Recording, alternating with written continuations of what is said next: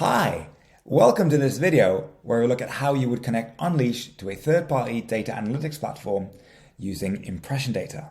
I'm assuming that you already have an instance of Unleash up and running, a data analytics platform of your choosing, and thirdly, an application that's connected both to your data analytics platform and to your Unleash instance.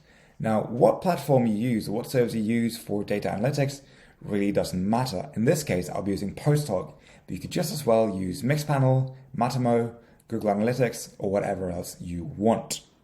Once you have got those things set up, there's two things you need to do. The first is to enable impression data for your feature toggle. In the case of an existing feature toggle, you choose to edit it and enable it in the form. It is extremely similar if you create a new feature toggle because you get the same exact form up. So choose to edit it, and we want to enable impression data here at the bottom of the form. Check that, save the changes, and boom. That's number one. The second step is to listen for impression events in your code. Now on the lower left-hand side of the screen here, I've got a very basic JavaScript app up and running. As you can see, we're already importing the Unleash client and we're importing PostHog and initializing those two services. That's my connection to Unleash and my connection to the analytics service. Now on line 26, it says to do capture events. And that's what we're going to look at now. So what you do, and I'm going to copy this in because that's easier, is you say you want Unleash to listen to the impression type events. And then you provide it a little function to map the event from Unleash into the event that's expected by your data analytics platform.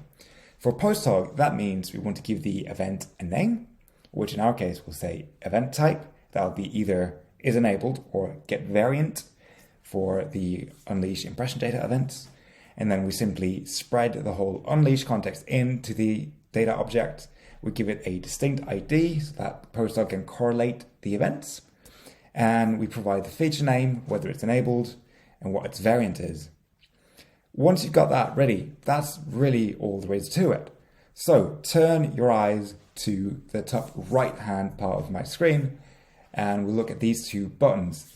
They trigger different events. The top one triggers is enabled events, and the bottom one triggers get variants. And we can click them as many little times as we want. They get nice and bouncy. And so what happens then is that the Unleash SDK will raise an event, and then because PostHog captures it, it sends it off to the service. And that's what's happening in the top left part of the screen here. We can see that we get in new events. Now, if we open one of these events, such as this get variant event, we'll see that we get the standard sort of analytics that you would expect. We get the timestamp, the OS, the browser, and so on and so on.